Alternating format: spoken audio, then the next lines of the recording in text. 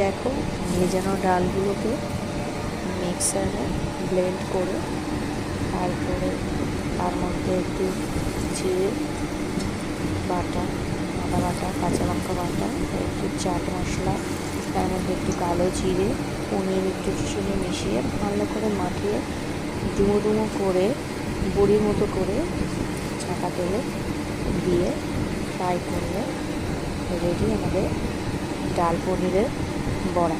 Tasty কিন্তু, সবাই কিন্তু ট্রাই করবে বাড়িতে, খেয়ে আমাকে জানাবে কেমন হয়েছে।